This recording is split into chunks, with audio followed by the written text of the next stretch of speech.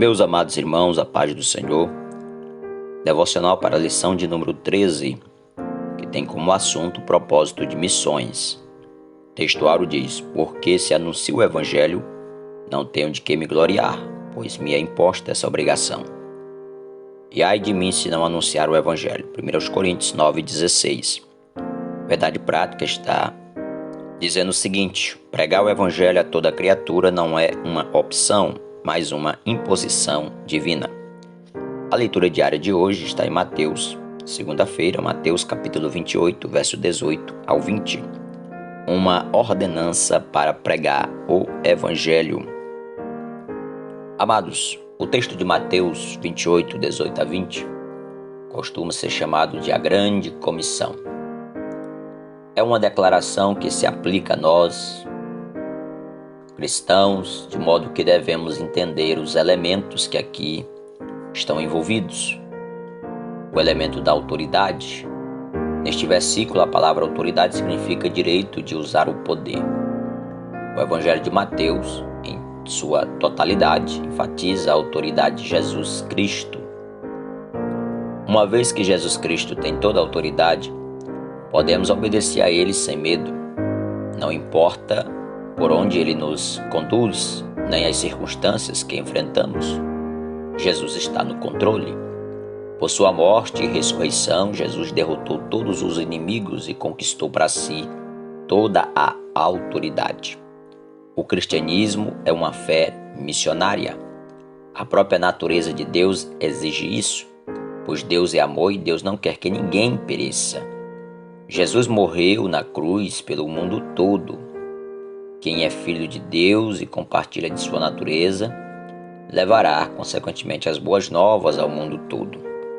Outro elemento é a atividade. O verbo grego traduzido por ide, na verdade, não é uma ordem, mas sim um gerúndio, indo. O único mandamento de toda a grande comissão é fazer discípulos de todas as nações. Jesus disse: enquanto estiverem indo, façam discípulos em todas as nações. Não importa onde estejamos, devemos testemunhar sobre Jesus e procurar ganhar outros para Ele. O termo discípulo era o nome mais comum para os cristãos primitivos. Ser um discípulo significa mais do que ser um convertido ou membro da igreja. Aprendiz talvez seja um bom termo equivalente. Um discípulo apega-se a seu mestre, identifica-se com ele, aprende e vive com ele. Aprende não apenas ouvindo, mas também praticando. Assim, um discípulo é alguém que crê em Jesus Cristo, expressa essa fé ao ser batizado e permanece em comunhão com os irmãos a fim de aprender as verdades da fé. E então, ser capaz de ir e ensinar a outros. Esse é o padrão da igreja do Novo Testamento. Nós vemos o elemento da capacidade do verso 20. Jesus não está presente apenas quando seu povo se reúne, mas também quando seus seguidores estão espalhados pelo mundo, dando seu testemunho. Se houvesse permanecido aqui na terra, Jesus não poderia ter cumprido essa promessa. Com a vinda do Espírito, Jesus pode estar com seu povo em qualquer lugar. Uma experiência é envolvida nesta declaração. E nós podemos observar que não há requisitos a preencher para encontrar as pessoas ou para haver conversões por Jesus Cristo. Ele está conosco. Paulo descobriu essa verdade quando tentava fundar uma igreja na difícil cidade de Corinto. Obedecendo essa missão, Paulo foi até a cidade, ganhou pessoas para Cristo e as batizou, ensinando-lhes a palavra.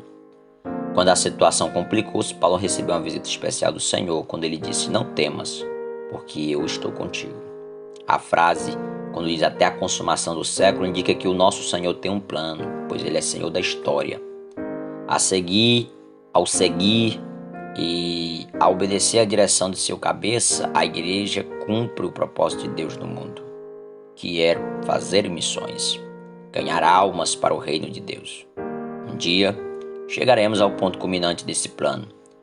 Enquanto esse dia não vem, devemos permanecer fiéis e falando das boas novas. Que Deus nos abençoe, que Deus nos guarde no seu amor para todos sempre. Amém.